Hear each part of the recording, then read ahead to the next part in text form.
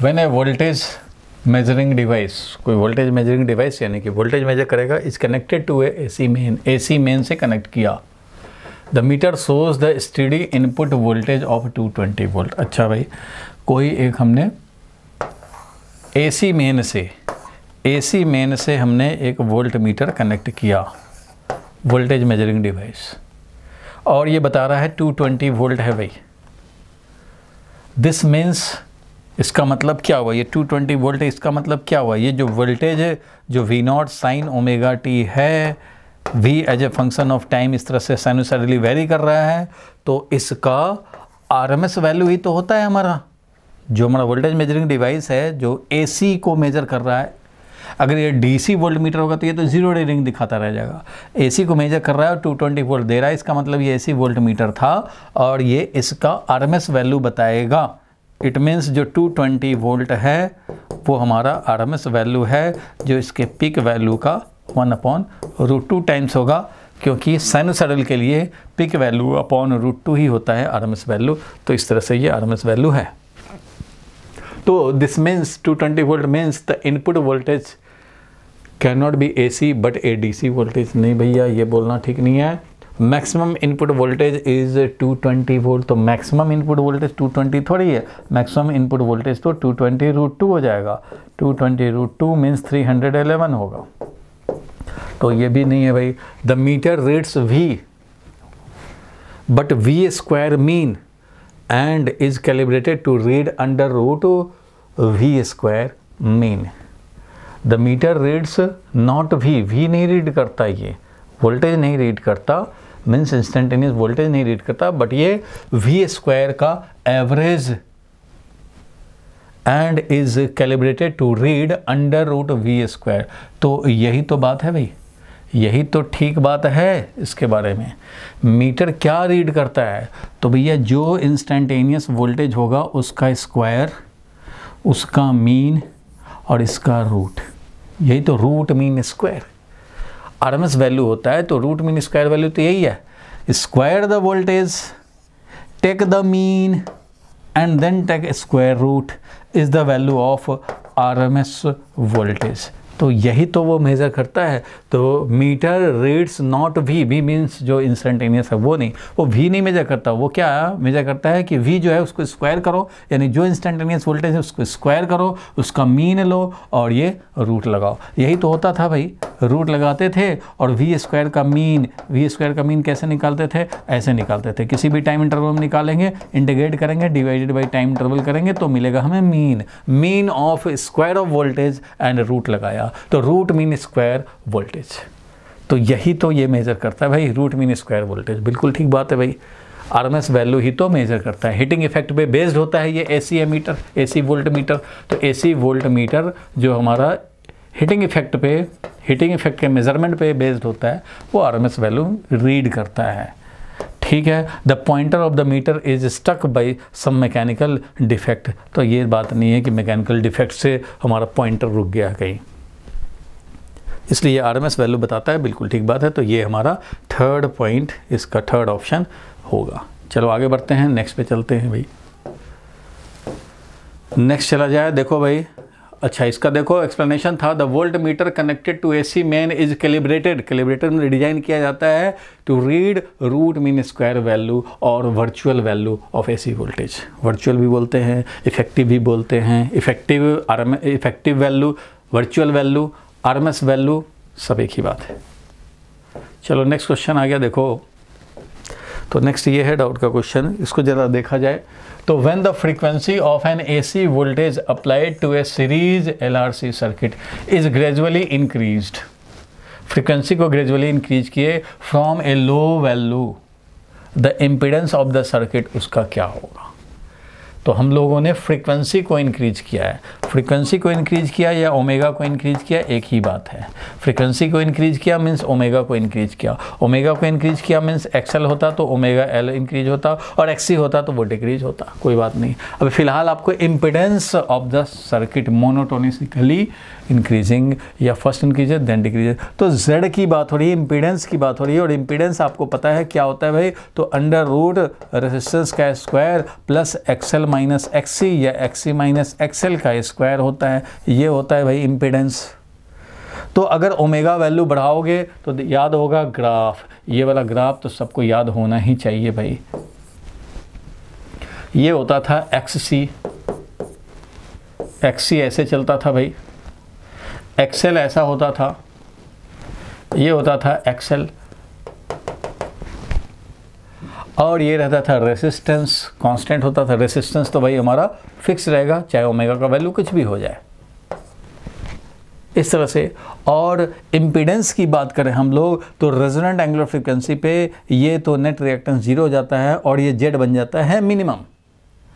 तो अगर हम लोग इम्पीडेंस को ड्रॉ करते थे तो याद होगा इम्पीडेंस जो ड्रॉ होता था वो इस तरह का ड्रॉ होगा भाई।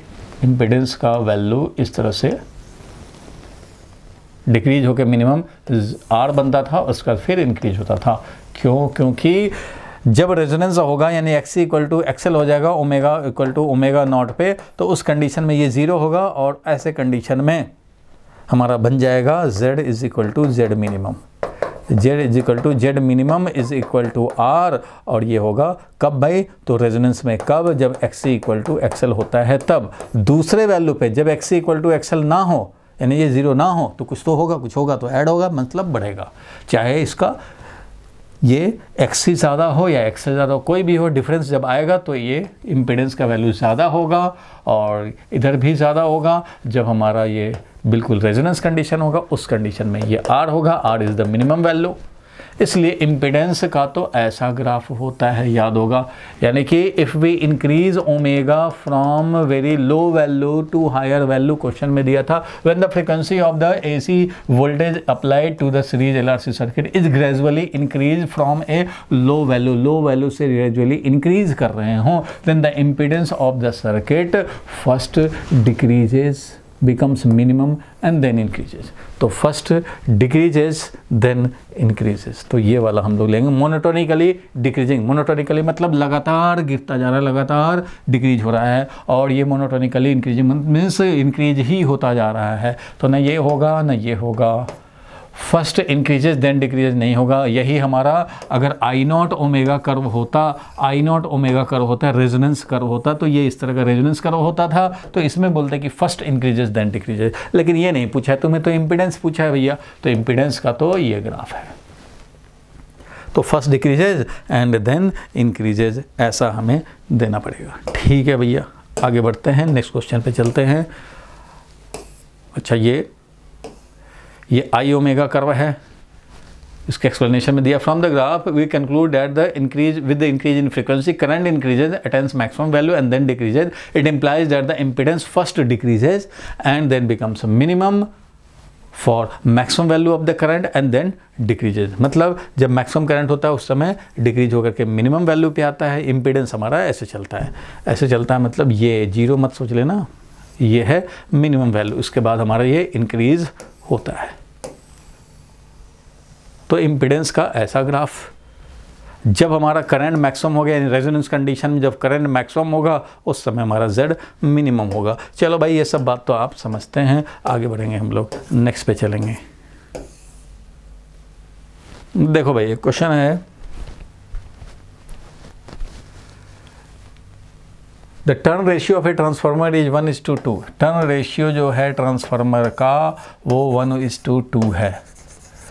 अगर हमें ट्रांसफार्मर में लॉस कम करना होता है तो याद होगा कि ऐसा हम लोग ट्रांसफार्मर कैलिब्रेट करते हैं। इस पे हम लोग प्राइमरी और इसी पे सेकेंडरी भी वाइंडिंग कर देते हैं, सच डेट कि जो भी फील्ड हो ऐसे जाए चाहे ऐसे जाए, यहीं से आए।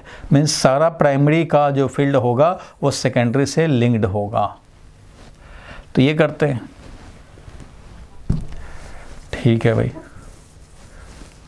कुछ लोग टोरॉइडल में हम लोग काम कर लेते हैं कि एक प्राइमरी ऐसे बना दो और सेकेंडरी भी इसी पे वाइंडिंग कर दो। तो जो प्राइमरी का फ्लक्स होगा, जो प्राइमरी का फील्ड प्रोड्यूस होगा, वो सेकेंडरी पे भी लिंक्ड होगा, तो लीकेज यहाँ पे मिनिमाइज्ड हो जाता है। चलो, ये तो खैर अभी क्वेश्चन का पार्ट नहीं है। क्वेश्चन में बोला कि ट्रांसफार्मर है इसके प्राइमरी में और सेकेंडरी की बात हो रही है, 1:2 है टर्न रेशियो, मीन्स यहाँ पे 1:2 का टर्न रेशियो है, ठीक है। अब an electrolytic DC cell of EMF 2 volt is connected to its primary, तो यहाँ पे हम लोगों ने 2 वोल्ट का ये प्राइमरी कनेक्ट कर दिया। तो आउटपुट वोल्टेज यहाँ पे जो आउटपुट वोल्टेज मिलेगा वो कितना मिलेगा, तो बताओ भाई कितना मिलेगा। टर्न रेशियो 1:2 है, तो बताओ कितना मिलेगा हमें। तो इधर 2 वोल्ट है तो आप सोचेंगे कि इधर 4 वोल्ट मिलेगा, तो वो गलत होगा। यहाँ पे आउटपुट वोल्टेज 0 मिलेगा। क्यों भाई, क्योंकि ये डीसी सोर्स है और डीसी सोर्स से मतलब एक बार फील्ड बना दिया वही फील्ड रहेगा, कांस्टेंट रहेगा, क्योंकि चेंज तो हो नहीं रहा। ये एसी रहता तब तो ये चेंज होता रहता, ये तो फिक्स्ड है 2 वोल्ट के कॉरस्पॉन्डिंग जो भी करंट होगा वो करंट अपना है। फ्लक्स यहाँ बना हुआ है लेकिन फ्लक्स में कोई चेंज ही नहीं हो रहा। अब जब फ्लक्स में चेंज नहीं हो रहा है तो इंड्यूस्ड ईएमएफ भी नहीं होगा, क्योंकि इंड्यूस्ड ईएमएफ तो ये होता है -dφ/dt, बट यहाँ पे फाई जो है वो कांस्टेंट हो चुका है। क्यों भाई कांस्टेंट, इसलिए हो गया है क्योंकि हमारा डीसी सोर्स तुमने कनेक्ट किया उधर, अब वो चेंज ही नहीं कर रहा करंट को, तो करंट चेंज नहीं होगा तो यहाँ फील्ड भी चेंज नहीं होगा, फील्ड चेंज नहीं होगा तो फ्लक्स चेंज नहीं होगा। तो जब ये कांस्टेंट है तो इंड्यूस्ड ईएमएफ 0 होगा, तो यहाँ पे 0 आउटपुट मिलेगा। इसलिए यहाँ पे ये नहीं सोचना है कि 2 का 4 वोल्ट लगा दिए, 2 वोल्ट था उधर तो 4 वोल्ट इधर कर दें, 4 वोल्ट का एक ऑप्शन देना चाहिए था इसको। चलो, तो ये 0 इसलिए बोला जाता है transformer doesn't work in constant DC में काम नहीं करेगा, वोल्टेज का ट्रांसफॉर्म नहीं करेगा, न स्टेप अप करेगा न स्टेप डाउन करेगा, काम ही नहीं करेगा, वर्किंग नहीं करेगा, क्योंकि म्यूचुअल इंडक्टेंस हो नहीं पाएगा जब तक फ्लक्स चेंज ना हो।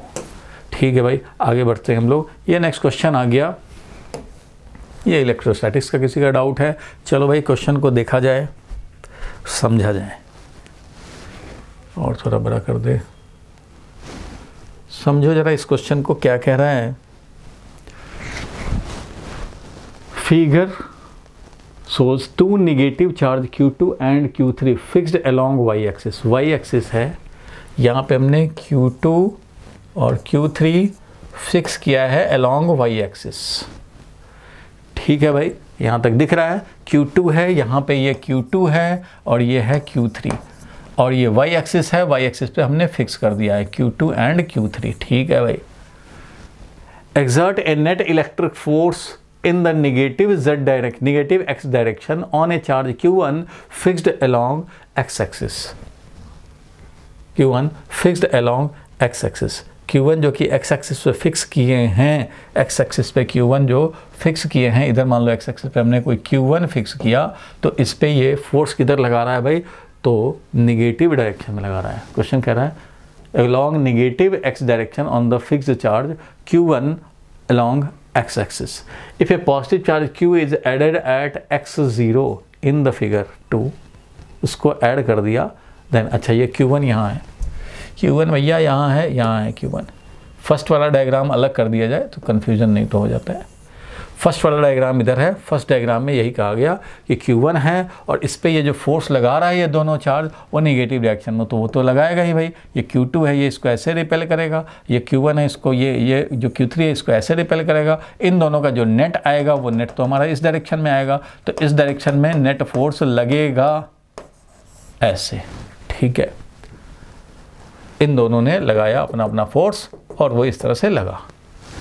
देखो फिर से बता रहा हूँ, negative charge Q2 and Q3, 2 negative charge, अच्छा 2 निगेटिव चार्ज है Q2 and Q3 fixed along y axis. 2 negative charge यानी कि ये -Q2 होना चाहिए, ये -Q3 होना चाहिए, जैसा क्वेश्चन कह रहा है। 2 negative charges Q2 and Q3 are along y axis, exert a net electric force in the negative x direction on a charge Q1 fixed along x axis. ऐसे कैसे लगाएगा जब यहां पे हम लोगों ने negative z direction on Q1 fixed at. ठीक है भाई, अभी देखते हैं और आगे क्या होता है।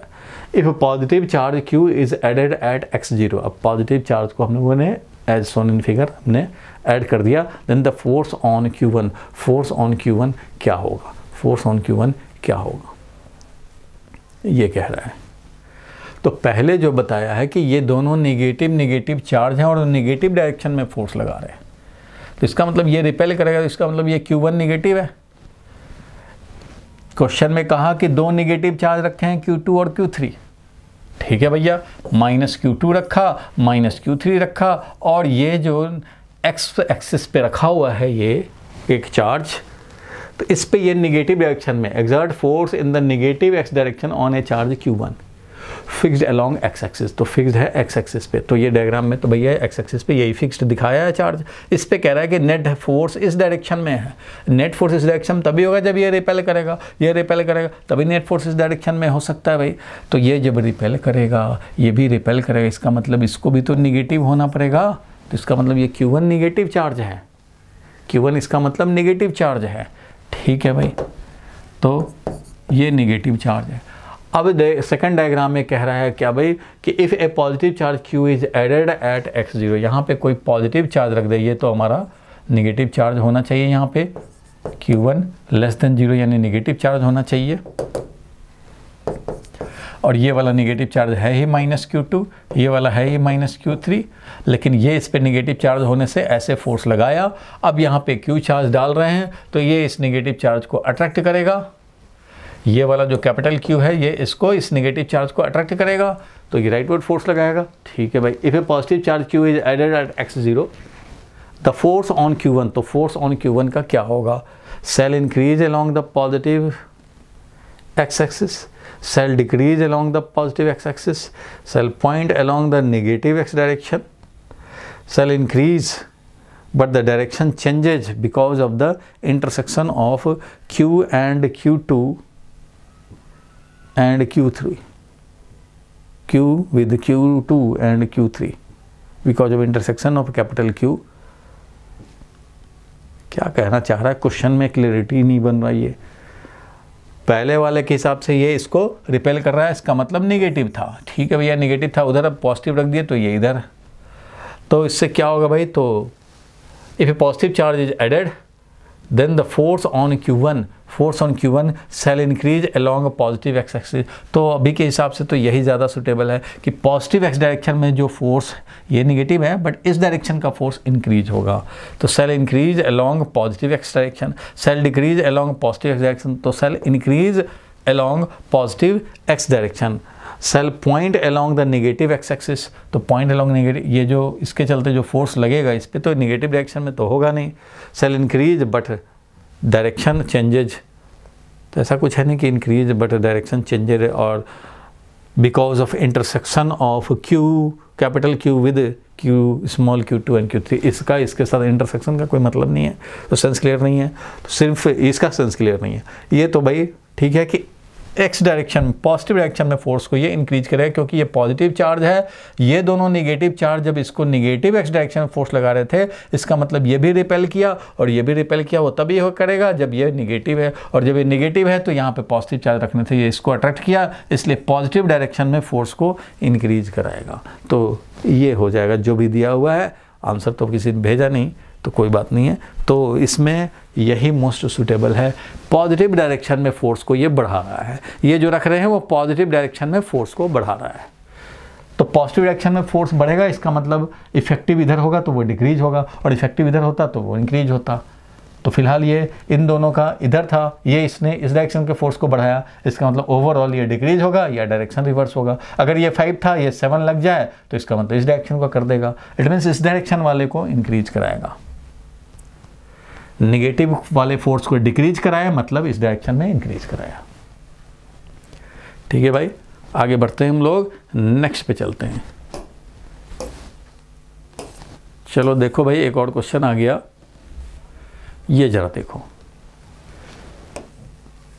इस वाले क्वेश्चन को देखा जाए तो 4 इक्वल चार्जेस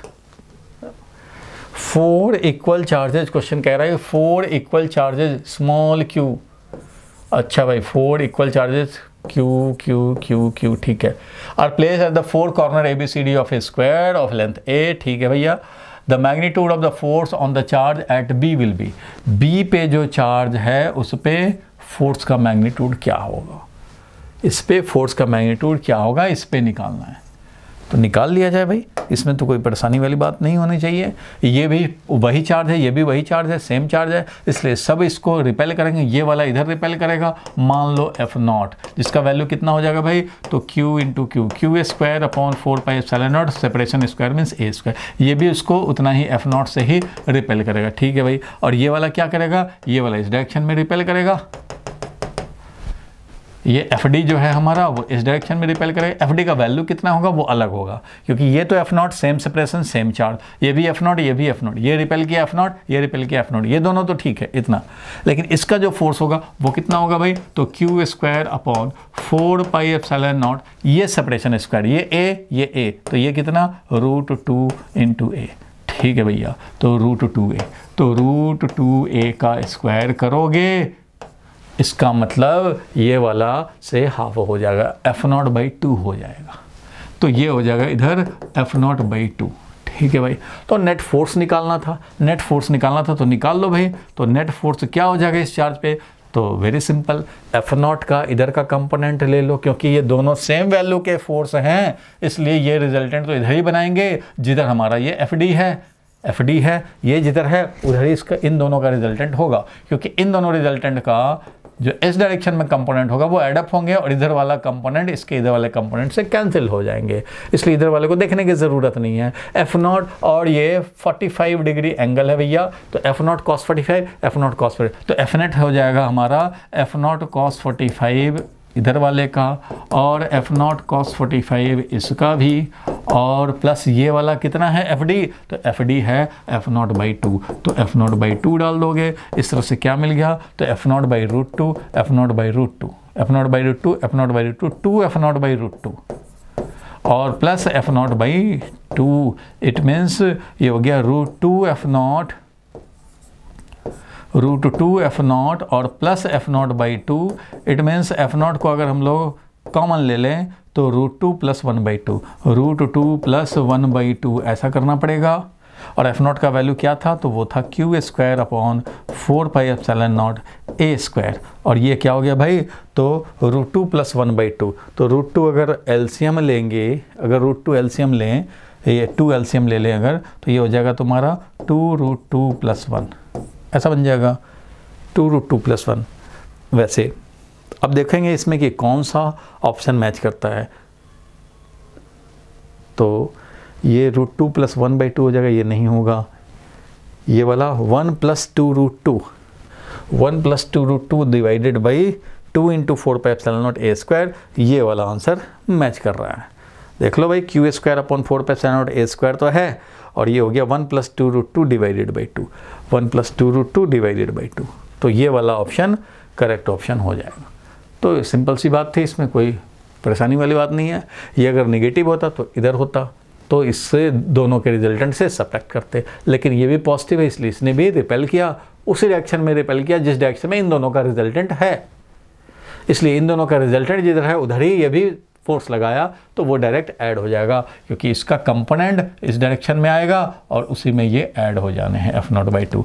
तो ये वाला दोनों इन दोनों का है, और ये F0/2 डायगोनल वाले का है, डायगोनल वाला जो चार्ज था FD उसका। ठीक है भाई, इस तरह से हम लोग समझ गए। चलो आगे बढ़ते हैं, नेक्स्ट पे चलते हैं हम लोग।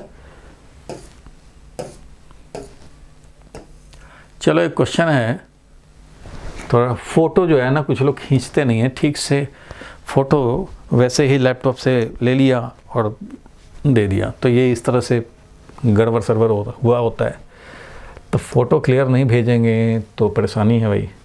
मैं इसका PDF कितना भी साफ़ किया तो इतना ही हुआ। देखो भाई क्वेश्चन क्या है, मैं पढ़ दे रहा हूँ, जिसको नहीं समझ में आया हो तो। ए स्फेरिकल सरफेस, दो क्वेश्चन है इसमें, तो एक तो भाई नीचे वाले को छोड़ दो। Spherical surface of radius R, spherical surface है रेडियस का, hemispherical surface of radius R is kept in uniform electric field E as shown in figure. The flux through the curved surface is, ऐसा question तो कराया था मैंने CBSE class में। फिलहाल यह है कि अपवर्ड में फील्ड है, ऐसे जो क्वेश्चन में दिखा रहा है उसको मैं रीट्रेस कर रहा हूँ डायग्राम को। इस तरह से फील्ड है अपवर्ड में, और इसमें जो हेमीस्फेयर रखे हैं वो हेमीस्फेयर ऐसा है, ये हेमीस्फेयर ऐसा है, इस तरह से ये हेमिस्फीयर है। ठीक है भैया,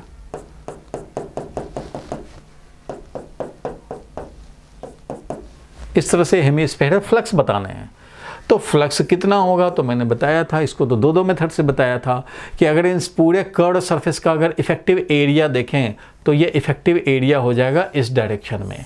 एरिया जो इफेक्टिव होगा वो इस डायरेक्शन में होगा, और वो एरिया कितना वैल्यू का होगा, अगर ये r रेडियस है तो ये वाला एरिया यानी कि पाई r स्क्वायर। क्योंकि भैया देखो इसमें अगर मैं बात करूं तो यहाँ एरिया एलिमेंट होगा ऐसे, तो यहाँ भी एरिया एलिमेंट होगा ऐसे। इस दोनों एरिया एलिमेंट की बात करेंगे हम लोग तो इसका जो इधर का कंपोनेंट है, इसका इधर का कंपोनेंट कैंसिल हो जाएंगे, लेकिन इधर वाले कंपोनेंट ऐड होंगे। और इधर वाले कंपोनेंट का मतलब क्या हुआ, तो इस वाले एरिया का अपवर्ड वाला कंपोनेंट का मतलब है ये वाला बेस कंपोनेंट, इसका भी अपवर्ड कंपोनेंट का मतलब है ये वाला एरिया वेक्टर।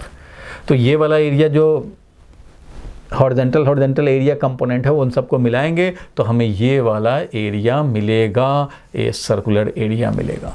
इसलिए पाई r स्क्वायर इधर है, फील्ड भी उधर ही है, इसलिए फ्लक्स का वैल्यू हो जाएगा electric field multiplied by area pi r square, दोनों के बीच में एंगल 0 डिग्री है, E into pi r square, यही हो जाएगा आंसर।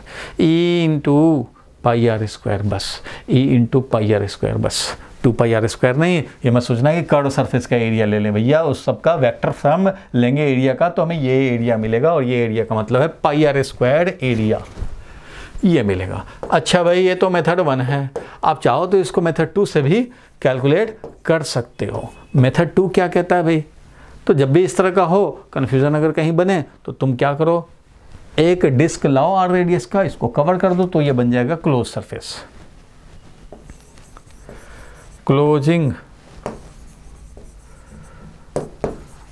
द सरफेस, हम लोगों ने क्लोज कर दिया कर्व सरफेस को विद ए डिस्क, और उसका रेडियस r रेडियस का डिस्क हमने पैक कर दिया। अब जब पैक कर देते हैं तो तुम्हें पता है भाई कि कोई भी क्लोज्ड सरफेस होता है तो उसके थ्रू फ्लक्स 0 होता है, कोई भी क्लोज्ड सरफेस के थ्रू फ्लक्स 0 होता है। Net flux through a close surface will be 0 in uniform electric field, क्योंकि यूनिफॉर्म इलेक्ट्रिक फील्ड है, क्लोज सरफेस है, या जब क्लोज सरफेस है यूनिफॉर्म इलेक्ट्रिक फील्ड है तो जितना एंटर करेंगे फील्ड लाइन उतना बाहर भी निकलेंगे, क्योंकि ये क्लोज्ड है। कोई भी क्लोज में जितना एंटर कर रहा है उतना ही बाहर निकल रहा है, मीन्स जितना नेगेटिव फ्लक्स बना रहा है उतना ही पॉजिटिव फ्लक्स बना रहा है, तो नेट फ्लक्स क्या होगा, 0 होगा। तो कोई भी क्लोज सरफेस में तो भाई 0 होता है फ्लक्स, ठीक है। तो यहाँ भी क्लोज सरफेस है ये, तो हम लोग ऐसा बोल सकते हैं कि फ्लक्स थ्रू कर्व्ड सरफेस, ये जो क्लोज सरफेस, इसको 2 पार्ट में समझ सकते हैं, कर्व्ड सरफेस के थ्रू फ्लक्स, फ्लैट सरफेस जो डिस्क है उसके थ्रू। तो कर्व्ड सरफेस के थ्रू फ्लक्स प्लस डिस्क के थ्रू फ्लक्स मिल करके क्या होना है, 0 होना है, 0 होना है भाई।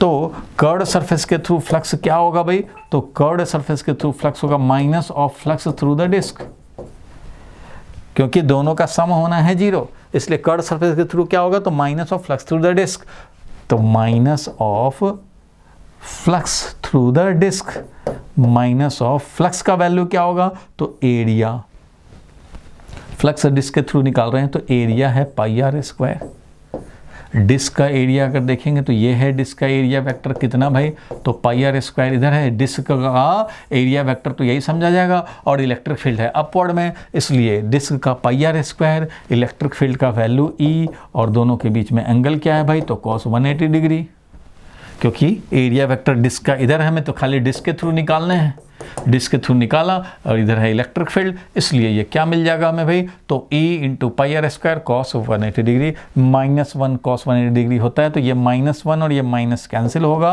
और मिलेगा क्या भाई, तो पाई r स्क्वायर इंटू E, तो यही हो जाएगा हमारा फ्लक्स, तो पाई r square into E flux बन जाएगा।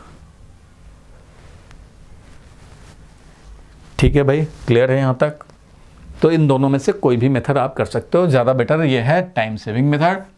सीधा हम लोग कर्व सरफेस का ये है, मान लो इधर से पैरेलल लाइट थ्रो करें ऐसे, तो इस पूरे कर्व सरफेस का शैडो जो होगा वो यही होगा, बस यहाँ पे देखोगे तो बस एक सर्कुलर इस तरह से मिलेगा इसका शैडो, इट मीन्स इस पूरा एरिया वेक्टर इधर इधर वाले को कैंसिल करो और इधर वाले एडअप करो, मीन्स पाई आर स्क्वायर इस डायरेक्शन में। इतना ही है, उस एरिया का आपको फ्लक्स निकाल लेने। ठीक है भाई, आगे बढ़ते हैं हम लोग। नेक्स्ट ये वाला क्वेश्चन देखो भाई, ये वाला क्वेश्चन क्या कह रहा है। ये भी तो गंदा सा डायग्राम ड्रॉ किया है, लैपटॉप से ले लिया। चलो, ए thin conducting ring of radius capital R. ये देखो भाई, थिन कंडक्टिंग रिंग है, इसको मैं दिखा रहा हूँ। ये सी है, ये ए दिखाया हुआ है, ये के दिखाया हुआ है, यहाँ बी दिखाया हुआ है, और ये ए बी सी, और ये डी दिखाया हुआ है, और ये ओ है। ठीक है, इस तरह से दिखाया हुआ है। चलो भाई, a thin conducting ring of radius R है इसका, it's given a charge plus Q.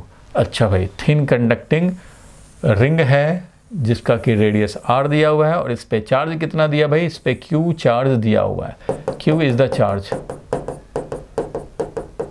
अच्छा, चार्ज कैसे है वो भी नहीं दिया। Given a charge plus Q, the electric field at the centre of the ring due to the charge on the part A के बी पार्ट के चलते इस पे प्लस क्यू चार्ज दिया गया है।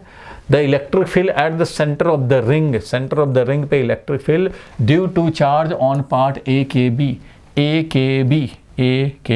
इस पार्ट के लिए, इस पार्ट वाला जो चार्ज है, इसके चलते जो यहाँ इलेक्ट्रिक फील्ड है कह रहा है इज ई, तो इसके चलते ये इलेक्ट्रिक फील्ड यहाँ पे मान लो ई है। ठीक है भाई, मान लिया E. Then the electric field at the centre due to the charge on the part. अब electric field at the centre बताना है due to charge on the part A C D B, मतलब इस चार्ज के चलते जो electric field होगा वो कितना होगा।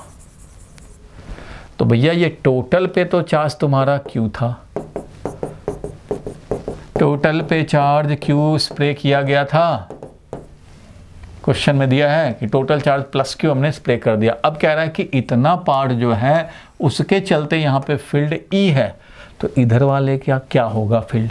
अरे भैया, तो इसका जितना फील्ड है इधर वाले ने उतना ही इधर प्रोड्यूस किया होगा, तभी तो नेट जीरो होगा।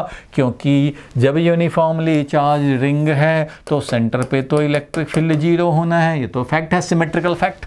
क्योंकि भैया जब सब पे चार्ज है यूनिफॉर्मली डिस्ट्रीब्यूटेड तो सेंटर पर का फील्ड तो जीरो आएगा बाय सिमेट्रिक कंडीशन। क्योंकि यहाँ का जो एलिमेंट है वो इधर फील्ड प्रोड्यूस करेगा, तो यहाँ वाला इधर प्रोड्यूस करेगा, यहाँ वाला इधर डीएफ तो ये वाला इधर डीएफ, ये इधर डीएफ तो इधर वाला इधर डीएफ, मतलब सब एक दूसरे को कैंसिल करके नेट इलेक्ट्रिक फील्ड क्या होता है, जीरो। यूनिफॉर्मली चार्ज रिंग के सेंटर पे जीरो होता है। तो ये भी यूनिफॉर्मली चार्ज रिंग था, लेकिन बोल रहा है कि इतने पार्ट के लिए जो चार्ज है वो इलेक्ट्रिक फील्ड ई प्रोड्यूस किए, तो इसका मतलब बाकी मिलके भी उसके इक्वल एंड अपोजिट प्रोड्यूस किए, तभी तो नेट जीरो होगा यहाँ पे।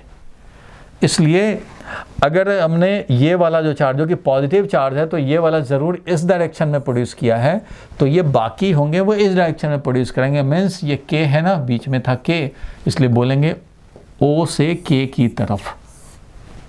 ये जो प्रोड्यूस करेगा ओ से के की तरफ, क्योंकि ये वाला जो प्रोड्यूस किया था वो के से ओ की तरफ, ये वाला था के से ओ की तरफ, इसका फील्ड था ये वाला के से ओ की तरफ। तो अब है कि इनका होगा ओ से के की तरफ। इट मीन्स वैल्यू सेम है, लेकिन वो किधर होगा भाई, फ्रॉम ओ टू के, ऐसा होगा। और ई वैल्यू का होगा सच दैट कि नेट फील्ड हमारा पूरे रिंग एज ए होल का जीरो होना चाहिए। तो ई होगा अलोंग ओ के, ई अलोंग ओ के, 3 नहीं, ई अलोंग ओ के। तो ई अलोंग ओ के डायरेक्शन लेंगे। बोलो भाई, ठीक है, क्लियर है यहाँ तक? तो चलो भाई ठीक है, यहाँ तक हम लोग समझ गए कि इस डायरेक्शन में ले लिया। चलो आगे बढ़ते हैं हम लोग, नेक्स्ट क्वेश्चन पे चलते हैं।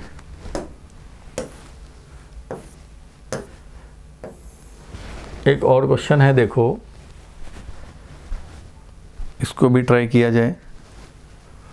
3 charges each plus Q are placed at the corner of an isosceles triangle. Isosceles triangle है भैया A B C, of side B C and A C 2a। B C and A C ये वाला side 2a और ये वाला side भी 2a। ये a है, इधर b है, इधर c है और ये बीच में ये मिड पॉइंट अपना है e है और यहाँ मिड पॉइंट d है। तो ये वाला 2a है और ये वाला भी 2a है। ये दिया हुआ है भाई डायग्राम में। D and E are the midpoints, D and E are the midpoint of BC and CA, ठीक है। The work done in taking a charge Q from D to E each। अरे भैया वर्क डन जैसे ही बोल दिया, किसी भी charge को जब हम लोग मूव कराते हैं, Q चार्ज को मूव कराते हैं, तो charge multiplied by potential difference यही होता है। Charge multiplied by final point का पोटेंशियल माइनस इनिशियल पॉइंट का पोटेंशियल, यही तो होता है वर्क डन। ठीक है भाई, तो चार्ज को जो ट्रांसफ़र कर रहे हैं वो कैपिटल Q चार्ज, कहाँ से कहाँ, D से E तक। तो फाइनल पॉइंट है E, इनिशियल पॉइंट है D, तो ये हमें लिखने पड़ेंगे। ठीक है भाई, तो फाइनल पॉइंट E पॉइंट पे पोटेंशियल माइनस D पॉइंट पे पोटेंशियल, ये काम करने पड़ेंगे। तो आप देखो, इस पॉइंट पे पोटेंशियल निकालने हैं, इस पॉइंट पे पोटेंशियल निकालने हैं, दोनों में ये चार्ज कितने थे, सब पे ईच चार्ज Q ही है, Q है, Q है, Q है, सब पे प्लस Q चार्ज है। तो यहाँ पे पोटेंशियल निकालोगे Q/4πε0 A, Q/4πε0 ये, और ये होगा Q/4πε0 ये वाला सेपरेशन। चलो जो भी है सेपरेशन, ये R है, तो Q/4πε0 R और ये 2Q/4πε0 ये होगा पोटेंशियल। सिमिलरली जब इसके लिए देखेंगे तो इसके लिए भी तो ये वाला R ही रहेगा और ये वाला A और ये वाला A, यानी यहाँ भी पोटेंशियल जो होगा, पोटेंशियल हम लोग D पॉइंट पे निकालें या पोटेंशियल E पॉइंट पे निकालें, दोनों के लिए आइडेंटिकल कंडीशन बन रहे हैं। Q/4πε0 A एक चार्ज का, दूसरे का भी Q/4πε0 A, तो 2 टाइम्स हो गया, और जो थर्ड बचा मीन्स यहाँ वाले पे निकाल रहे हो तो इसका और इसका तो भैया इतना ही हो गया, और इसका हो जाएगा Q/4πε0 R। और क्योंकि ये आइसोसेलेस ट्रायंगल, मतलब यूँ समझ लो कि ये ऐसे है, ऐसे समझो ज़्यादा अच्छा लगेगा तुम्हें। आइसोसेलेस ट्रायंगल है तो आइसोसेलेस की तरह दिखे, ये तो इक्विलैटरल ट्रायंगल की तरह दिखा दिया, इसलिए ज़्यादा कन्फ्यूज़न। यहाँ A है, ये B है और ये C है, इसका मिड पॉइंट है E और इसका मिड पॉइंट है D। ठीक है भाई, अब यहाँ देखो, ये आइसोसेलेस ट्रायंगल मतलब ये दोनों साइड इक्वल हैं, ये वाला उतना नहीं है, ये वाला अलग साइड लेंथ है। आइसोसेलेस में 2 ही साइड हमारा इक्वल होता है। तो ये वाला जब 2a है और ये मिड पॉइंट दिया हुआ, इसका मतलब ये भी a हुआ और ये भी a हुआ और ये भी a हुआ और ये भी a हुआ भाई। ठीक है भाई, तो यहाँ पे जब पोटेंशियल लिखोगे तो पोटेंशियल तो Q/4πε0 R होता है, तो Q/4πε0 A, Q/4πε0 A और Q/4πε0 ये R। अब वैसे ही तो इसके लिए भी होगा, यहाँ पे निकालेंगे Q/4πε0 A, Q/4πε0 A और Q/4πε0 R। तो ये वाला R और ये वाला R तो सेम ही होने, क्योंकि ये आइसोसेलेस ट्रायंगल है। आइसोसेलेस ट्रायंगल है, ये ऐसे भी समझ सकते हो, ये आइसोसेलेस ट्रायंगल है भैया। एक इसका मिड पॉइंट की बात हो रही है, एक इसके मिड पॉइंट की बात हो रही है।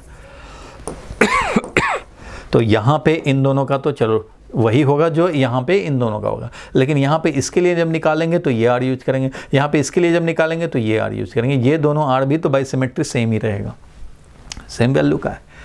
इसलिए जो यहाँ पोटेंशियल है और जो यहाँ पोटेंशियल जो भी है, D पॉइंट पे वही पोटेंशियल होगा जो E पॉइंट पे होगा। इसलिए अगर हमारा ये पोटेंशियल VE, तो D पॉइंट पे भी VE ही है, इसलिए ये क्या होगा, 0 होगा।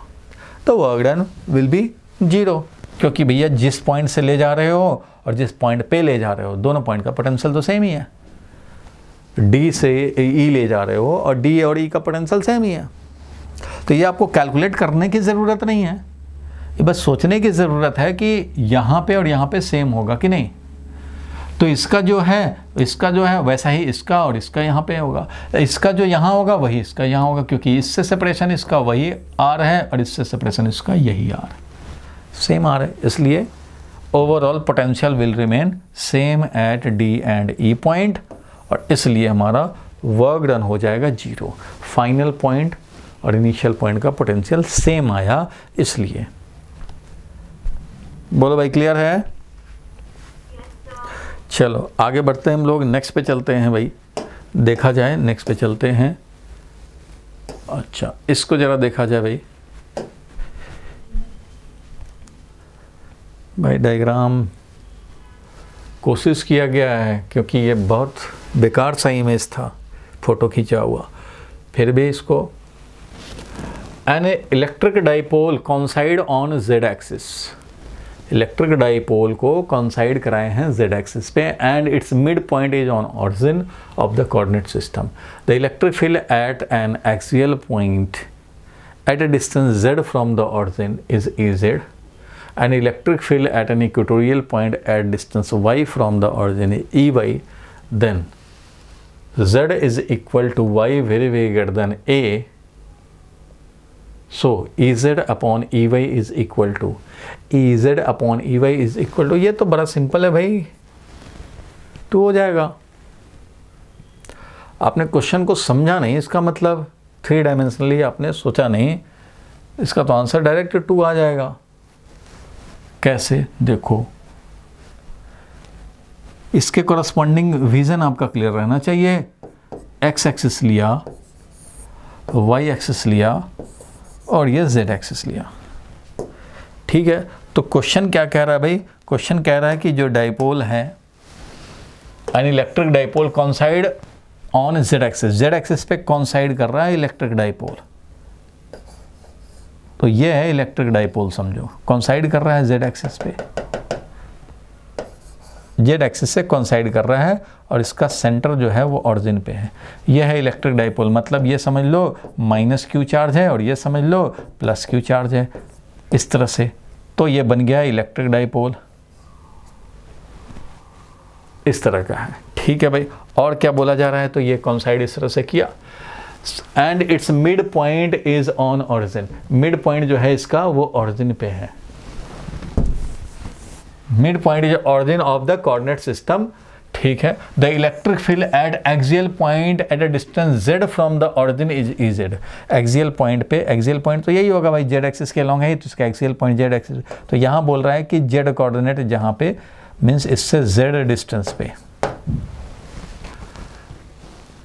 Electric field eight axial point at a distance z from the origin is Ez, यहाँ पे जो है इसका इलेक्ट्रिक फील्ड वो Ez है, तो इसका मतलब एक्सियल पॉइंट पे आप z डिस्टेंस पे देख रहे हो तो वो Ez है इलेक्ट्रिक फील्ड, ठीक है।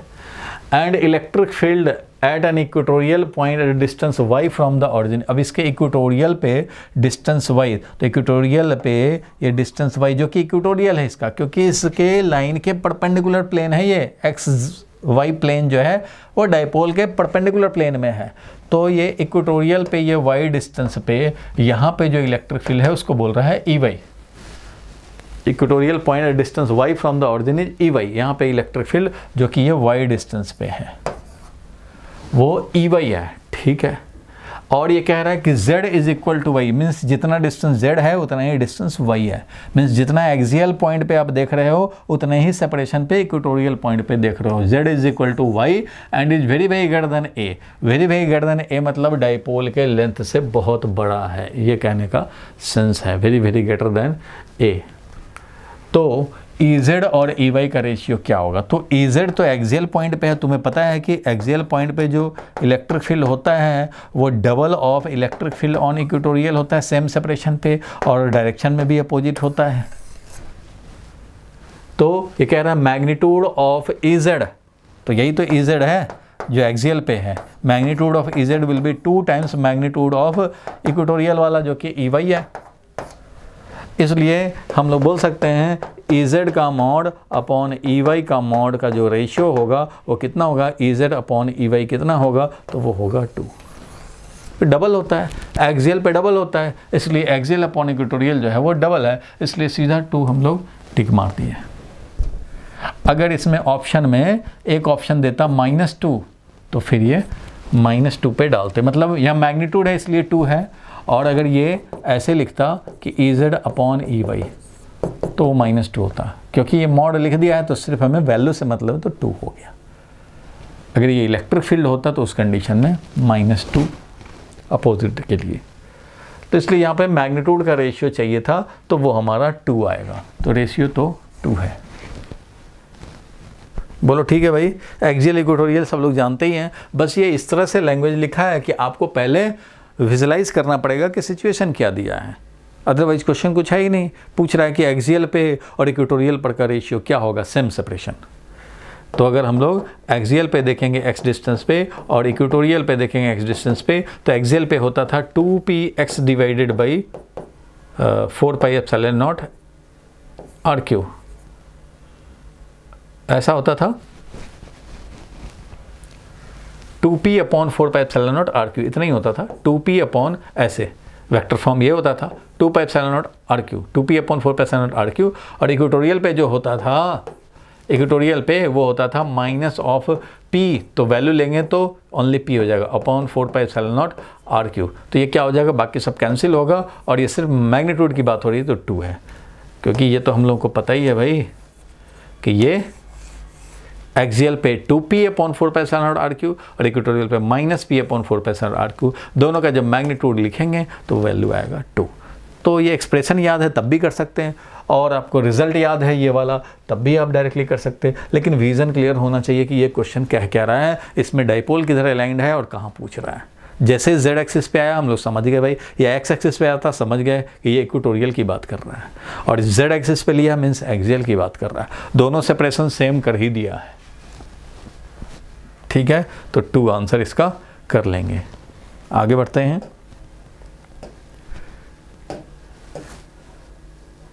देखो भाई एक और क्वेश्चन देखा जाए, इसको ट्राई करो। द फ्रीक्वेंसी ऑफ ऑसिलेशन, जल्दी किया जाए। देखो भाई क्वेश्चन को,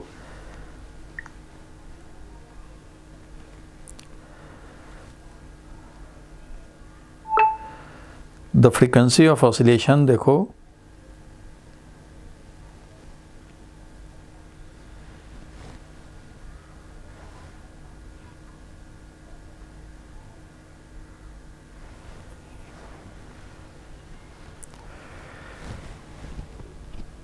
तान्या समझ गए, पहले वाला समझ गए, अब यहाँ देखने हैं। Frequency of oscillation of electric dipole having dipole moment p and rotational inertia I oscillating in uniform electric field is given by. अरे भाई ये सब तो बेसिक बात है। फ्रीक्वेंसी ऑफ ऑसिलेशन याद होगा, कोई इलेक्ट्रिक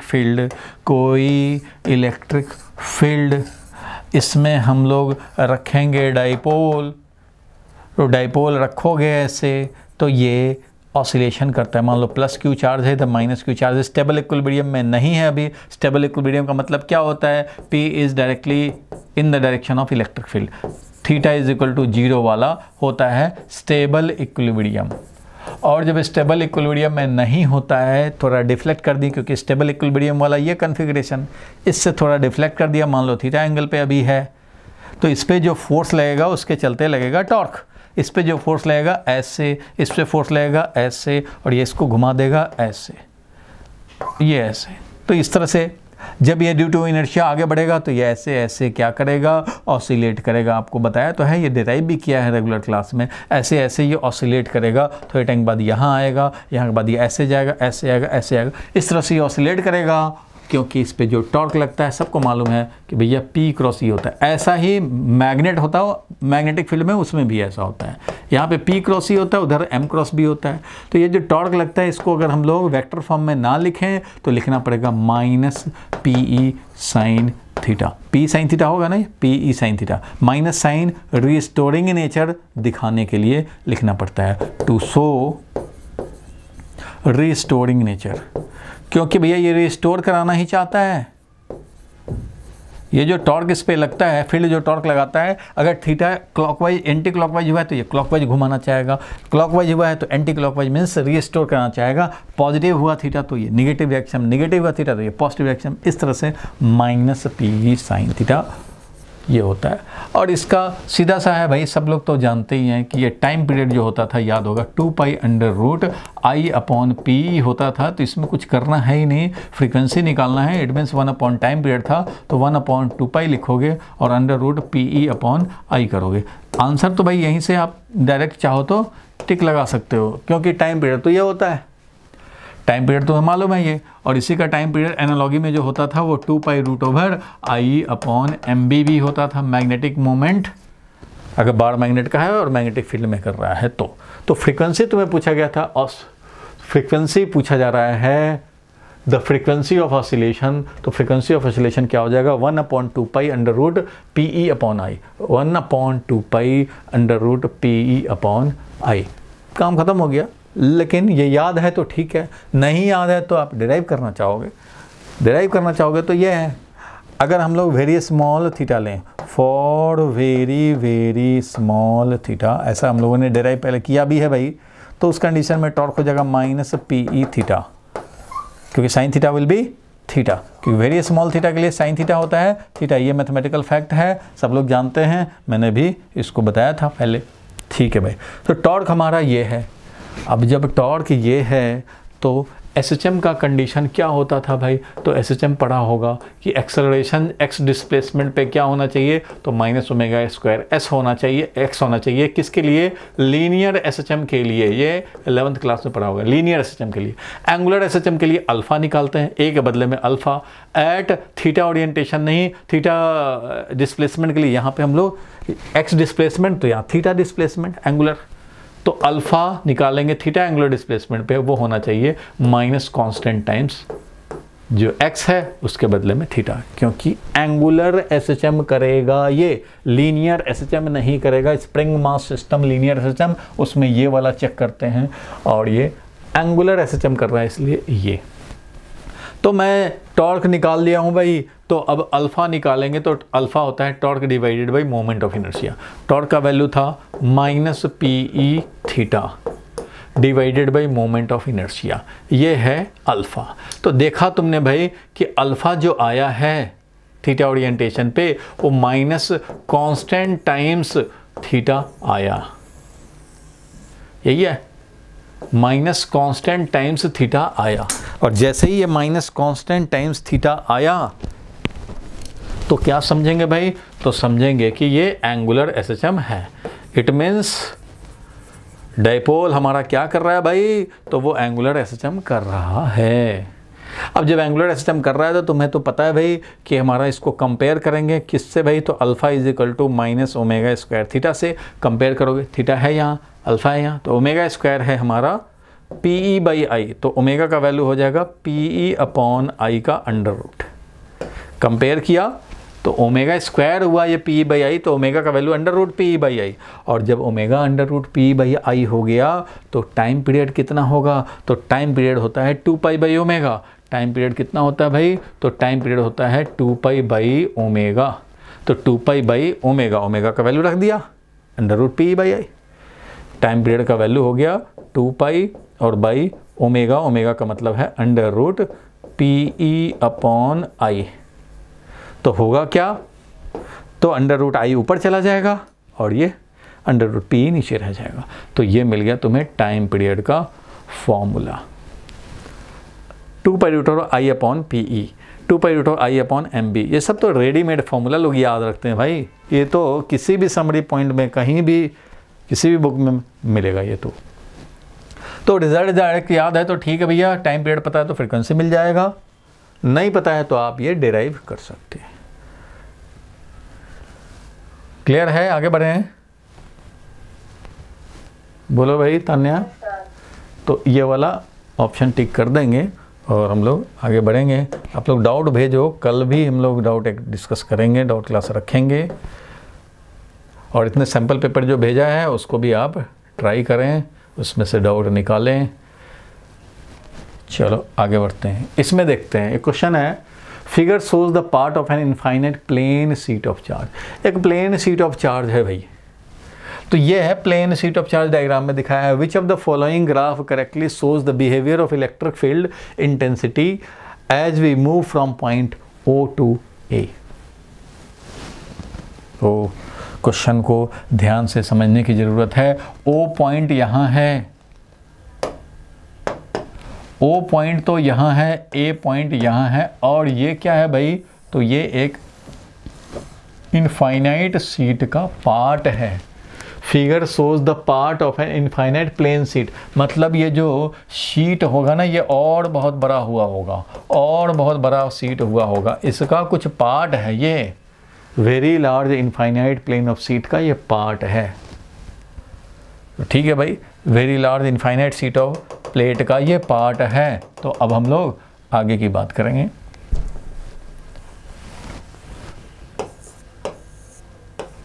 देखो भाई, अब क्या कह रहा है ये कि which of the following graph correctly shows the behaviour of electric field intensity as we move from O to A.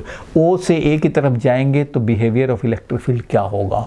ओ है सर्टेन डिस्टेंस है, यहाँ देख रहे हो, इनफाइनाइट का ये पार्ट है, यही पूरा सीट नहीं है, ये तो भाई इधर से भी डॉट है, इधर से भी डॉट है, इधर से भी डॉट है, समझो बहुत सारा लार्ज प्लेट का छोटा सा पार्ट है। ये इस पॉइंट से इधर जा रहे हैं, शो कर रहा है ये इनफाइनाइट प्लेट का छोटा सा, लेकिन है ये पूरा infinite sheet of charge, very large. तो कौन सा ग्राफ करेक्टली बिहेवियर शो करेगा।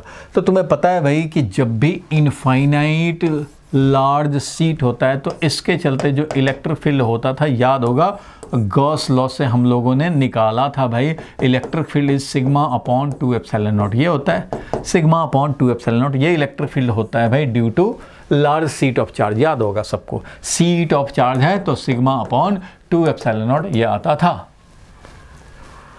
तो ये सिग्मा अपॉन 2 एप्सिलॉन नॉट आता है, ये कहाँ तक, 2 सेंटीमीटर पे निकालोगे तब भी यही, 4 सेंटीमीटर पे निकालोगे तब भी यही, क्योंकि यहाँ पे आर तो आता ही नहीं है, तो यहाँ पे भी उतना ही फील्ड, यहाँ भी उतना ही फील्ड, यहाँ भी उतना ही फील्ड, यहाँ भी उतना ही field, independent of R. It means constant field होता है।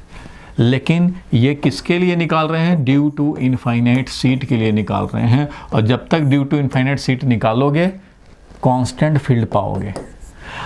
कांस्टेंट का यहाँ पे इनफाइनाइट सीट का मतलब हो गया कि सीट का साइज अगर मान लो 30 मीटर है, 30 मीटर ऐसे, 30 मीटर ऐसे, और तुम देख रहे हो 3 सेंटीमीटर पे, 2 सेंटीमीटर पे, मीन्स 1000 टाइम्स कम सेपरेशन, इसके साइज के रिस्पेक्ट में 1000 टाइम्स कम है यहाँ पे। तो यहाँ 2 सेंटीमीटर पे देखो या 3 सेंटीमीटर पे देखो या 4 सेंटीमीटर पे देखो, इतना ही फील्ड मिलेगा, क्योंकि इस छोटे मोटे सेपरेशन के लिए ये इनफाइनाइट सीट ऑफ चार्ज है, और जब तक ये इनफाइनाइट सीट ऑफ चार्ज की तरह समझा जाएगा तब तक ये फील्ड इतना ही होगा। अब ये 30 मीटर का है और तुम चले जाओ 30 किलोमीटर अवे, तो फिर ये पॉइंट चार्ज बनने लग जाएगा।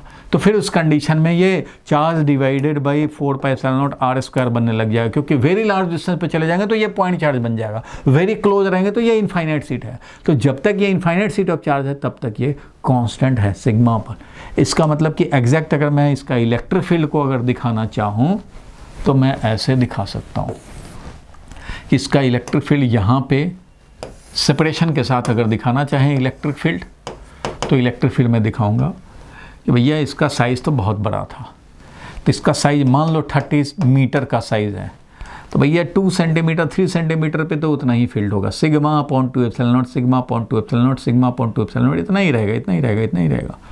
हाँ, लेकिन 20 सेंटीमीटर, तुम 30 मीटर है और तुम 30 मीटर और उधर चले गए, तो फिर धीरे धीरे ये डिक्रीज करने लगेगा, डिक्रीज करने लग जाएगा, और वेरी वेरी लार्ज डिस्टेंस पे जाओगे तो ये डिक्रीज करता हुआ नजर आएगा, क्योंकि यहाँ पे ये बन जाएगा at very large distance Q upon 4 pi epsilon naught R square, inversely proportional to R square. यहाँ पे electric field inversely proportional to R square, लेकिन यहाँ पे electric field is independent of R, R से इंडिपेंडेंट, ऑलमोस्ट कांस्टेंट। क्यों almost constant? क्योंकि ये size, ये जो सेपरेशन है वो हम लोग प्लेट के साइज से वेरी वेरी स्मॉल है, इसलिए अभी जो बात हो रही है वो यहाँ पे से यहाँ, ये इनफाइनाइट सीट है, तो यहाँ से यहाँ जाने में कोई फील्ड का स्ट्रेंथ का वेरिएशन नहीं होगा, क्योंकि ये इनफाइनाइट सीट ऑफ चार्ज है, उसका ये पार्ट है। यहाँ पे electric field, which of the following is correctly shows the behaviour of electric field intensity as we move from O to A. O से ए की तरफ जाएंगे तो इलेक्ट्रिक फील्ड ओ से ए की तरफ जाने में कांस्टेंट पाएंगे, कांस्टेंट इलेक्ट्रिक फील्ड पाएंगे, कांस्टेंट इलेक्ट्रिक फील्ड होगा। ये अगर बहुत ज़्यादा दूर जाते तो डिक्रीज तो होता, बट ये लीनियर डिक्रीमेंट नहीं होगा। वेरी लार्ज डिस्टेंस जाएंगे तब इस साइज, इस इनफाइनाइट सीट ऑफ चार्ज का साइज से वेरी लार्ज, तो भैया ये लिखा है इनफाइनाइट सीट ऑफ चार्ज, मतलब जो तुम जा रहे हो वो बहुत कम जा रहे हो, इसके साइज के रिस्पेक्ट में वेरी स्मॉल डिस्टेंस, मतलब तुम्हारा क्वेश्चन जो है इतने ही में पूछा गया है, तो इतने में पूछा गया है तो ये कांस्टेंट है, क्योंकि आप यहाँ से यहीं तक तो जा सकते हैं। यहाँ देख रहे हो ये फाइनाइट डिस्टेंस, इधर थोड़ी जाना है, इधर ही जाना है, तो भाई यहीं तक जाओगे, तो O से A जाने में हमारा इलेक्ट्रिक फील्ड का कोई खास वेरिएशन नहीं होने वाला, क्योंकि ये फील्ड यहाँ भी उतना ही था, यहाँ भी उतना ही, यहाँ भी उतना ही, यहाँ भी उतना ही। इसलिए ये कांस्टेंट फील्ड वाले ऑप्शन पे हम लोग टिक लगाएंगे। ठीक है, बोलो तानिया, क्लियर है यहाँ तक? बोलो, क्लियर हुआ?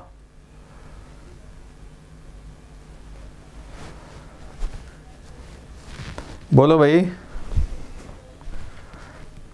चलो कोई बात नहीं है, इसको रिकॉर्ड कर रहे हैं, बहुत सारे लोग बच्चे क्लास भी मिस किए हैं। तो तानिया बोलो, क्लियर हुआ? Yes sir. चलो आगे बढ़ते हैं हम लोग, नेक्स्ट देखते हैं। क्लियर है तो नेक्स्ट पे चलते हैं।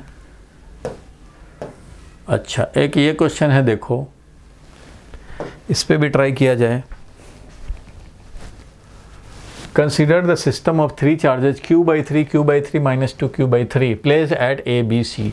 अच्छा भाई, पहले A, B, C पहचाने तो यहाँ A है, यहाँ B है, यहाँ C है, और चार्ज कितना रखा है?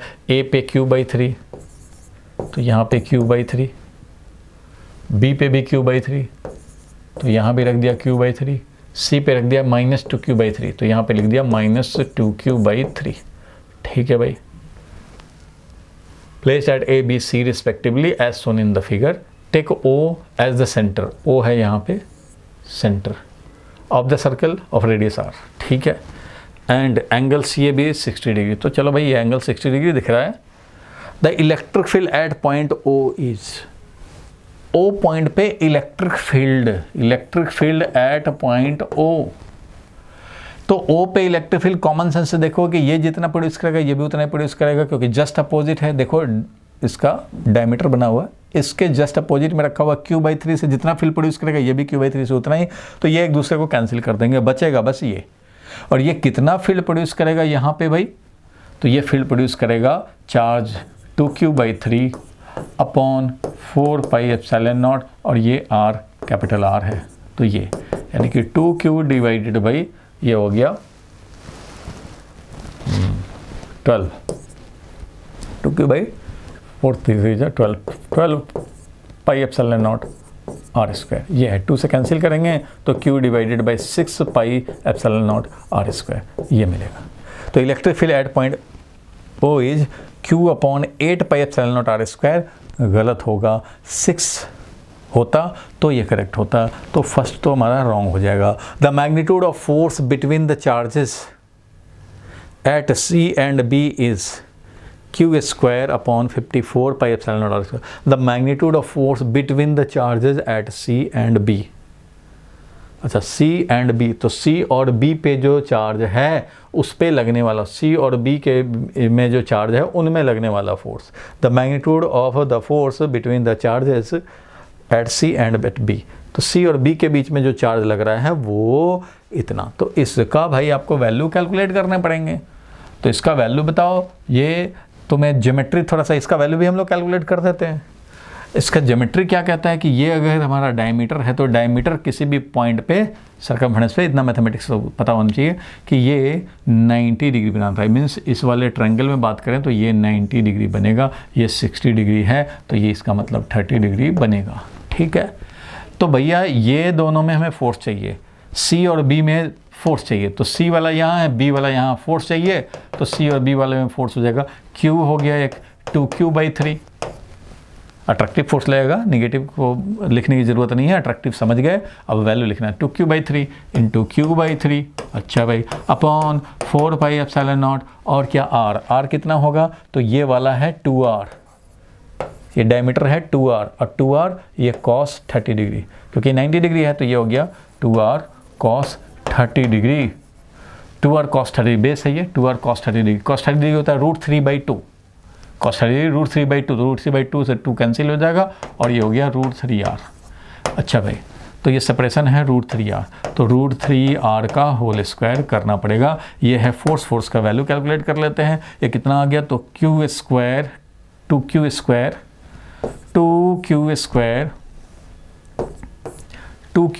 डिवाइडेड बाई 9 इंटू 4 πε0 और 3R²। 3 into are square. तो ये क्या हो जाएगा भाई, तो ये हो गया 2 और ये 2 2 जा 4 हो जाएगा, 2 से कैंसिल 2 और ये हो गया Q square by 54 pi epsilon naught R square. कि 2 हो गया 18 54 पाई आर स्क्वायर। तो Q square upon 54 pi epsilon naught R square, तो ये करेक्ट हो जाएगा। नंबर 1 ये करेक्ट हो गया। और क्या चेक करना चाहते, the potential energy of the system is 0। Potential energy of the system 0 नहीं होगा। पोटेंशियल एनर्जी तो क्या होता है भाई, potential energy of the system तो Q1 Q2 upon 4 pi epsilon naught, Q1 Q2 upon 4 pi epsilon naught, Q1 Q2 upon 4 pi epsilon naught R. सबका करने पड़ेंगे, सेपरेशन यूज करने पड़ेंगे। तो पोटेंशियल एनर्जी 0 होने का मतलब क्या है, ये निगेटिव है पोटेंशियल एनर्जी, इधर निगेटिव है पोटेंशियल एनर्जी और इन दोनों का पॉजिटिव होगा पोटेंशियल एनर्जी। तो साइज भी देखो, चार्ज का वैल्यू भी कम है, सेपरेशन ज़्यादा है, तो पॉजिटिव पोटेंशियल एनर्जी कम होगा, निगेटिव पोटेंशियल एनर्जी ज़्यादा, निगेटिव पोटेंशियल एनर्जी ज़्यादा। तो इसलिए ओवरऑल 0 तो होगा नहीं समझे। अच्छा देखो भाई, इन दोनों का पोटेंशियल एनर्जी लिखोगे तो एक पॉजिटिव चार्ज है कि निगेटिव चार्ज, तो ये लिखोगे potential energy -2q/3 into q/3, Q1 Q2 upon 4 pi epsilon naught R होता है, upon 4 pi epsilon naught R का वैल्यू ये, यहाँ आर का वैल्यू ये, ठीक है, ये निगेटिव आएगा। अच्छा इसका करेंगे तब भी निगेटिव आएगा, क्योंकि एक पॉजिटिव एक निगेटिव आएगा। लेकिन इसका करेंगे तो पॉजिटिव आएगा, पॉजिटिव तो आएगा Q/3 और वैल्यू सेपरेशन जो होगा वो ज़्यादा होगा, इन सबसे ज़्यादा होगा। तो सेपरेशन भी ज़्यादा और ये चार्ज का वैल्यू प्रोडक्ट जो है वो भी कम। तो पॉजिटिव में ये चार्ज कम है, ये वाला ज़्यादा है, तो मतलब वैल्यू बहुत कम हो गया पॉजिटिव का। और निगेटिव में ये भी करेगा तो निगेटिव का कंट्रीब्यूशन ज़्यादा होगा। टोटल पोटेंशियल एनर्जी की बात करेंगे तो ओवरऑल निगेटिव होगा। अगर एग्जैक्ट वैल्यू ही कैलकुलेट करना चाहते हो, टाइम थोड़ा वेस्ट होगा ऑप्शन सेलेक्ट करने में, लेकिन आप चाहते हो कि नहीं पोटेंशियल एनर्जी निकाल ही लें सिस्टम का, निकाल लो भाई। तो ये तो हो गया इन दोनों का, ये वाला R1, तो ये वाला सेपरेशन कुछ होगा, तो ये वाला सेपरेशन कितना होगा, तो 2R cos 60 डिग्री, मतलब R हो जाएगा ये 2R और ये 60 डिग्री, तो ये हो गया 2R cos 60 degree means R। तो यहाँ पे ये सेपरेशन हो जाएगा R, ठीक है भाई। और प्लस इन दोनों का लिखेंगे तो वैसे ही लिखेंगे Q/3 इंटू -2Q/3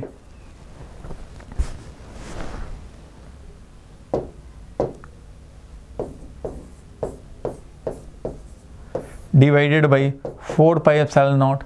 और इन दोनों का जब लिखेंगे तो Q/3 into -2Q/3 upon 4 pi epsilon not, और ये वाला कितना था, √3R था, तो ये वाला आपको लिखना पड़ेगा √3R। प्लस इन दोनों का लिखेंगे, हर पेयर का पोटेंशियल एनर्जी का सम करना होता है, तो Q/3 इंटू Q/3 ऐसे ही करने पड़ेंगे। तो Q/3 into Q/3 upon 4 pi epsilon not, और ये सेपरेशन कितना हो गया, तो 2R है। तो खुद सोचो, निगेटिव वाला सेपरेशन कम, चार्ज प्रोडक्ट ज़्यादा, निगेटिव वाला सेपरेशन कम, चार्ज प्रोडक्ट ज़्यादा, तो ये दोनों निगेटिव एडअप हो जाएंगे। और ये वाला पॉजिटिव वाला है, चार्ज का प्रोडक्ट भी कम और सेपरेशन ज़्यादा, तो इसलिए पॉजिटिव बहुत कम है, तो ओवरऑल क्या रहेगा, निगेटिव। तो 0 होने का कोई मतलब नहीं है। The potential energy of the system is 0, ये बोलना पहले ही सोच लेंगे कि गलत होगा भाई, क्योंकि निगेटिव ज़्यादा है, पॉजिटिव बहुत कम है, सेपरेशन ज़्यादा और चार्ज का प्रोडक्ट कम। अच्छा, तो ये रॉन्ग हो जाएगा। The potential at point O is Q/12 pi epsilon not R। O point पे पोटेंशियल निकालेंगे तो Q/12 pi epsilon not R बोल रहे हैं। यहाँ तक तो क्लियर है, लास्ट वाला ऑप्शन अभी चेक कर देंगे। बोलो भाई तान्या, यहाँ तक क्लियर है? Yes sir. तो अब हम लोग पोटेंशियल को कैलकुलेट कर देते हैं। इधर मैं मिटा रहा हूँ, इसको मैं मिटा रहा हूँ, ठीक है, इसको मिटा रहा हूँ क्योंकि ये ऑप्शन ही नहीं पूरा दिख रहा। अच्छा, अब ऑप्शन दिखना शुरू हुआ। तो अब मैं पोटेंशियल एट O निकालना, तो पोटेंशियल एट O निकालना चाहोगे तो भैया पोटेंशियल फर्स्ट चार्ज के लिए, सेकंड चार्ज के लिए, थर्ड चार्ज के लिए, सबके लिए पोटेंशियल लिखने पड़ेंगे। पोटेंशियल कैसे लिखोगे, तो लिखेंगे भाई, यहाँ पे पोटेंशियल लिखना चाह रहे हो O पॉइंट पे, तो इसका पोटेंशियल सबका लिखेंगे। तो Q/3/4 सब तो R ही सेपरेशन पे है, इस सेंटर से तो सब R सेपरेशन पे, ये भी R पे, ये भी R, ये भी R सेपरेशन, तो Q/3/4πε0R, फिर एक Q/3/4πε0R, और एक है -2Q/3/4πε0R, -2Q/4πε0, Q/3 2Q/3 और -2Q, तो ये तो आ रहा है 0, ये तो 0 आ रहा है भाई। तो potential at O is this, तो ये तो भाई रॉन्ग हो जाएगा क्योंकि पोटेंशियल तो 0 है। इस तरह से हमें मिल जाएगा, तो ये आंसर ये भी गलत हो जाएगा। सो करेक्ट ऑप्शन सिर्फ बी है, magnitude of the force between the charge, वो हमारा जो आया था वैल्यू मिल जाएगा 54 वाला, यही है Q²/54 वाला, तो ये ऑप्शन करेक्ट हो जाएगा। क्लियर है भाई यहाँ तक? तो यही बी ऑप्शन को आप करेक्ट करेंगे। हटा दें, तान्या बोलो, हटाया जाए? चलो भाई हटा देता हूँ, आगे बढ़ते हैं हम लोग। नेक्स्ट क्वेश्चन देखो, एक क्वेश्चन है, इसको देखा जाए, जल्दी से देखो भाई, करो इसको।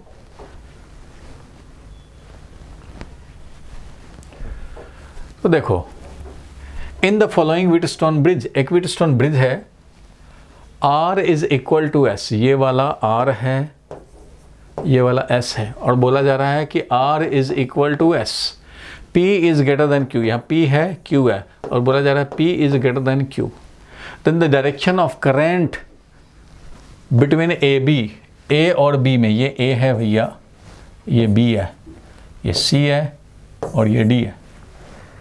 तो A और B में कह रहा है कि A और B में करंट का डायरेक्शन क्या होगा, from A to B, from B to A, from B to A through C, B to A through C, ऐसे भैया इसमें बताना है A से B वाले में करंट क्या होगा, current between A and B क्या होगा, current between A and B, ये करंट का डायरेक्शन बताना है। ठीक है, कैसे बताएंगे? देखो R और S तो सेम है, और P ग्रेटर देन Q है, मतलब ये समझ लो कि ये 8 ओम है और ये मान लो कि 6 ओम है, लेकिन यहाँ पे ये 3 और 3 है,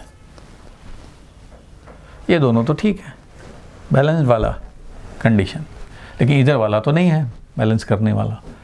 तो इसलिए हम लोग क्या बोल सकते हैं भाई कि ऐसे कंडीशन में यहाँ पे ब्रिजिंग एलिमेंट में करंट तो होगा, करंट किस डायरेक्शन में होगा वो जानना चाहते हैं। तो भैया करंट किसी भी रेसिस्टेंस में, ब्रिजिंग एलिमेंट में करंट किस डायरेक्शन में होगा, जो जिधर हाई पोटेंशियल होगा उससे लो पोटेंशियल की तरफ। अगर ये V हाई है, ये अगर V लो है, तो करंट ऐसे होगा, अगर इधर हाई हो जाए उधर लो हो जाए तो करंट अपवर्ड हो जाएगा। इसलिए हाई और लो पोटेंशियल हमें चाहिए होगा कि किधर हाई है किधर लो है। ठीक है, अगर मैं ये मानूं कि ये 8-6 की तरह है, P ग्रेटर देन Q है, तो ऐसा समझ लिया 8-6 है। तो यहाँ पे अगर मैं ये कहूँ कि ये जो ब्रीदिंग एलिमेंट है और यहाँ जो गैल्वेनोमीटर लगा के हम लोग नल पॉइंट ढूंढते, तो ऑब्वियसली वो नल पॉइंट कहाँ होता? अगर ये 8 है, इधर 6 है, अगर ये बैलेंस होता तो देखो ये है मीटर ब्रिज, समझो, ध्यान से समझना भैया, थोड़ा तो लॉजिक लगाने पड़ेंगे। ये B है, मान लो ये स्लाइड वायर है और इसमें हम लोग नल पॉइंट ढूंढते, 8-6 है, तो यहाँ पे भी मान लो हम लोग नल पॉइंट ढूंढते थे भैया, तो नल पॉइंट कहाँ मिलेगा? तो ये एग्जैक्टली मिड में तो नहीं मिलेगा, कहीं यहाँ मिलेगा, क्यों? इधर रेसिस्टेंस ज़्यादा है तो इधर ज़्यादा हमारा होना चाहिए रेसिस्टेंस, यहाँ पे जाके नल पॉइंट मिलेगा, इधर का रेसिस्टेंस ज़्यादा, इधर रेसिस्टेंस कम। तो अगर ऐसा कंडीशन है कि P ग्रेटर देन Q है, तो ऐसे कंडीशन में नल पॉइंट यहाँ मिलता, इधर मिलता, बीच में नहीं मिलता, क्योंकि इधर ज़्यादा रेसिस्टेंस, इधर कम है, तो इधर ज़्यादा चाहिए इधर कम चाहिए, बिल्कुल यहाँ मिलता।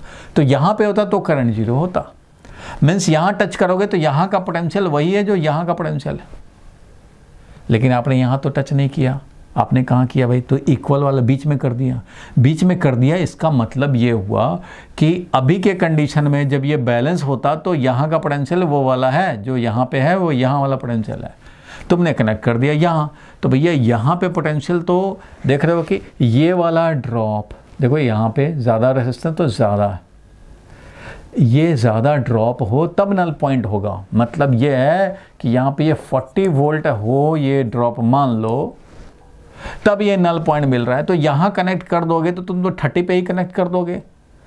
इसका मतलब ये जो 40 वोल्ट यहाँ पे ड्रॉप है, तो यहाँ भी 40 ड्रॉप हुआ है, तब नहीं ये दोनों सेम पोटेंशियल पे है। तो यहाँ भी समझो 40 का ड्रॉप हुआ है, यहाँ भी 40 का ड्रॉप हुआ है, तो नल पॉइंट मिला हुआ है। अब तुम ये पॉइंट ए पे जो ड्रॉप हुआ है वही यहाँ ड्रॉप होगा, तो यहाँ होगा तब जाके नल पॉइंट। मीन्स ये 40 का ड्रॉप है, तो यहाँ पे 40 का ड्रॉप है, यहाँ पे 40 वोल्ट है। मीन्स ये 100 है मान लो, या 60 ड्रॉप हो गया 40 पे आ गए, यहाँ पे 60 ड्रॉप हो गया, यहाँ 40 पे आ गए, नल पॉइंट मिल गया। लेकिन जब यहाँ ड्रॉप यहाँ पे कनेक्ट कर दिए तो इसका मतलब ये ज़्यादा पोटेंशियल हो गया, ये ज़्यादा पोटेंशियल। यहाँ पे कंक्लूजन थोड़ा सा चेंज करने पड़ेंगे, ये लोअर है, ये हायर है। कैसे? फिर से देखो लॉजिक। यहाँ पे पोटेंशियल कुछ ड्रॉप हुआ यहाँ पे, तो यहाँ 40 वोल्ट है। यहाँ पे मैंने क्या दिखाया भाई, 40 वोल्ट है। या तुम सोचोगे कि अगर 40 का ड्रॉप हुआ है तो 60 वोल्ट पे है, ये 100 वोल्ट मान लेते हैं, तो 40 का ड्रॉप हुआ तो ये 60 वोल्ट पे, यहाँ भी 40 का ड्रॉप हुआ तो ये 60 वोल्ट पे था। बिल्कुल पोटेंशियोमीटर मीटर ब्रिज जैसे होता था वैसे ही समझना है। तो करंट ऐसे चल रहा है भाई, करंट ऐसे चल रहा है, तो इधर भी करंट जा रहा है, इधर भी करंट जा रहे हैं। अब बीच वाले में सोचना है, ठीक है भाई। तो यहाँ पे 100 वोल्ट है, यहाँ से ड्रॉप हुआ 40 का, तो यहाँ 60 वोल्ट है। तो यहाँ भी 40 का ड्रॉप हुआ तो यहाँ 60 वोल्ट है। तो यहाँ पे कनेक्ट हुआ तो अपना नल पॉइंट मिलता रहता था 60 वोल्ट 60 वोल्ट। लेकिन जब तुम यहाँ कनेक्ट करोगे तो यहाँ 40 का ड्रॉप यहाँ है, तो यहाँ पे तो 30 का ही ड्रॉप होगा। 30 का ड्रॉप होगा मतलब 100 में से 30 सब्ट्रैक्ट होगा, तो इसका मतलब यहाँ पे मिलेगा 70 वोल्ट। यहाँ पे क्या मिलेगा? 70 वोल्ट। 70 वोल्ट मिला, इधर 60 है, इसका मतलब ये हायर होगा, ये लोअर होगा। इसका मतलब करंट का डायरेक्शन ऐसे होगा। It means B to A, तो फ्रॉम B to A ये होगा correct option.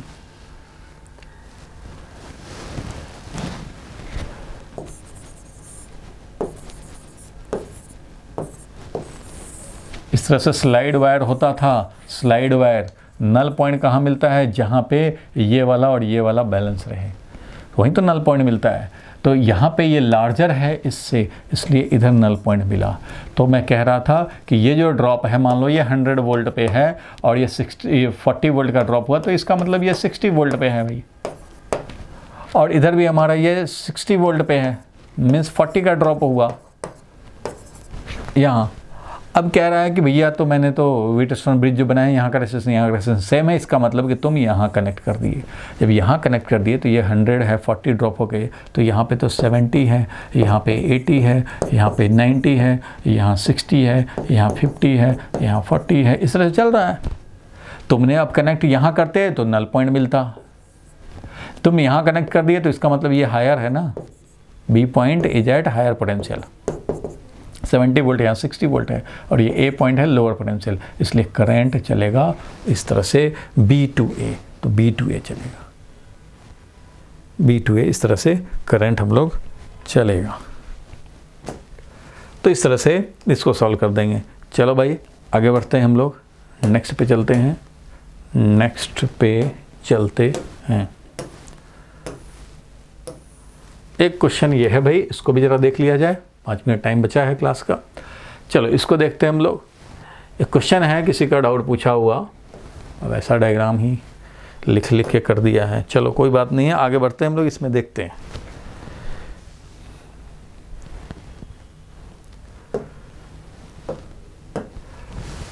Two identical bar magnet. देखो भाई 2 आइडेंटिकल बार मैग्नेट है। यहाँ पे एक बार मैग्नेट ये है, नॉर्थ साउथ दिखाया हुआ है। अच्छा भाई, 2 identical bar magnet fixed with their centres at a distance D apart. इनके जो सेंटर हैं वो कितना है भाई? तो D अपार्ट है।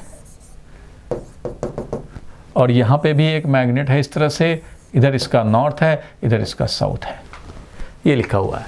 2 identical bar magnets are fixed with their center at a distance D apart. A stationary charge Q is placed at P.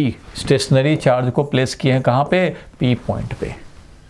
In between the gap में रखे हैं भाई, प्लेस किए हैं in between the gap of the 2 magnets, 2 magnet के बीच में, ठीक है। At a distance D from the centre O, centre जो इसका O है, दोनों मैग्नेट के बीच का सेंटर O से D डिस्टेंस ऊपर रखे हैं, ये वाला डिस्टेंस D है, ठीक है, as shown in figure. The force on charge Q is, force on charge Q, इस P पॉइंट पे जो चार्ज रखे हैं इस पे लगने वाला फोर्स चाहिए।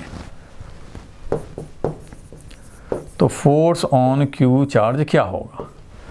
तो भैया फोर्स ऑन Q चार्ज क्या होगा? ये तो मैग्नेटिक फील्ड प्रोड्यूस करेगा, ये तो भैया अपना मैग्नेटिक फील्ड प्रोड्यूस करेगा, कर ले भाई। तो इसका मैग्नेटिक फील्ड अपना चलेगा, फील्ड प्रोड्यूस किया है, इस तरह से फील्ड प्रोड्यूस करेगा भाई, बिल्कुल करेगा, कोई बात नहीं है।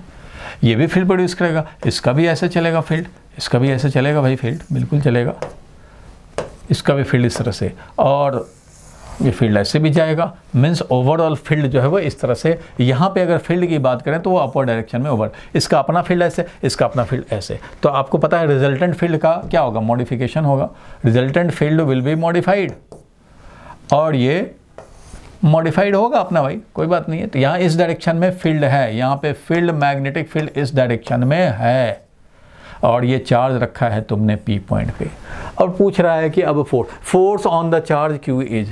अरे भैया फोर्स ऑन द चार्ज, तो मैग्नेटिक फील्ड में फोर्स ऑन चार्ज होता है Q into V cross B।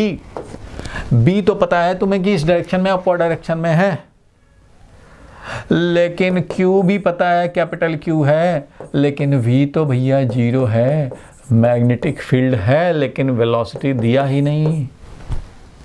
A stationary charge Q is placed at P, stationary charge रख दिया, तो फोर्स ऑन द चार्ज क्या होगा? 0 होगा।